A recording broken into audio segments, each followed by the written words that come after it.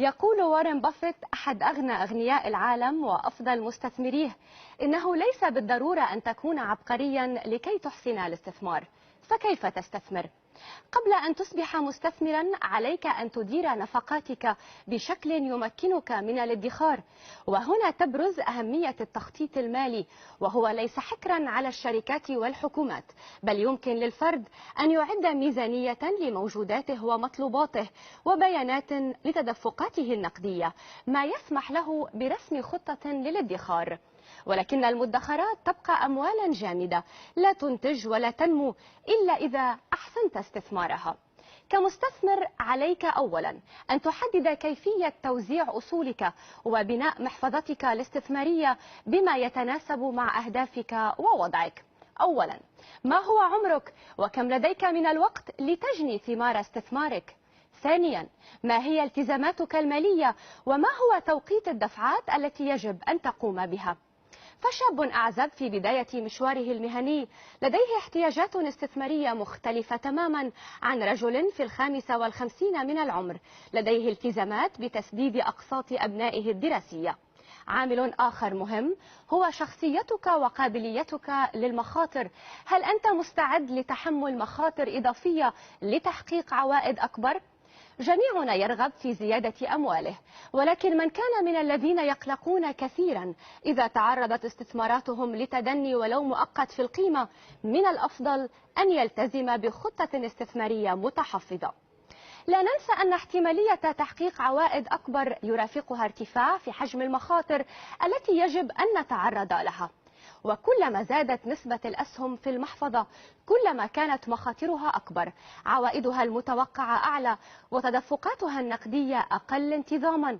والعكس ينطبق على السندات التي تتسم بمخاطر أقل، عوائد أقل، ومداخيل ثابتة. فمثلا محفظة مستثمر متحفظ كالخمسيني الذي يقترب من سن التقاعد وهدفه الأساسي حماية رأس ماله وتأمين تدفقات نقدية منتظمة، يكون القسم الأكبر منها مستثمر في سندات 75% مثلا، نحو 15% فقط منها في أسهم، و10% أصول نقدية. أما محفظة مستثمر أكثر اندفاعا فيمكن أن تكون كالآتي: أكثر من 50% منها في الأسهم، 35% في السندات والأصول ذات العوائد الثابتة، و5% فقط في النقود وأشباه النقود. وتختلف عوائدها ومخاطر الأسهم وعوائدها باختلاف الجهات التي تصدرها، يضاف إليها اختلاف الأجال بالنسبة للسندات. ولا تقتصر القنوات الاستثمارية على الأوراق المالية من أسهم وسندات، بل هناك العقار والذهب والعملات، ويطول الشرح في خصائص كل منها من حيث المخاطر والعوائد. دعونا نستمع إلى ما يقوله الخبراء في هذا الشأن.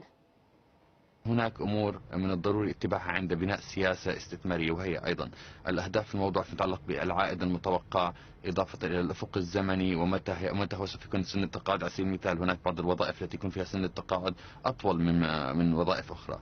إضافة إلى ذلك يجب النظر إلى الأفق الزمني فيما يتعلق بدرجة السيولة والتفضيل، وأيضا علاقة الاستثمارات بالمجال المهني للفرد، خاصة على سبيل المثال العاملين في مجال العقار لا يجوز لهم أن يستثمروا بشكل كبير في القطاع العقاري، وذلك نتيجة لكون تركز المخاطر على قطاع معين. وأيضا العاملين في قطاع الاستثمار من المفضل أن يستثمر في أدوات الدين الثابت وفي العقار ليس في الأسهم. من ناحية أخرى هناك طبعا جانب شخصي مهم، من الضروري أن يكون الفرد مرتاح مع الاستثمارات التي يقوم بها كي يكون متزن عاطفيا.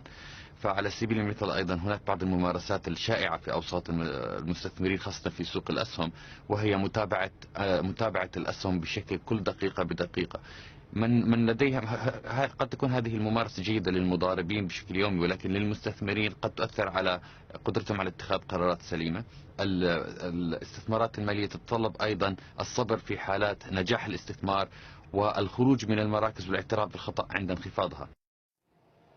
يبقى أن نقول أن تنويع الاستثمارات أمر ضروري للتخفيف من المخاطر، فلا تضع كل البيض في سلة واحدة، والأهم هو أن الاستثمار يحتاج إلى متابعة، والمحفظة تتطلب تعديلات مع تغير أحوال صاحبها وأحوال الأسواق، واللجوء إلى الخبراء أمر ضروري لمن لا يملك المعلومة اللازمة والوقت الكافي لإدارة استثماراته.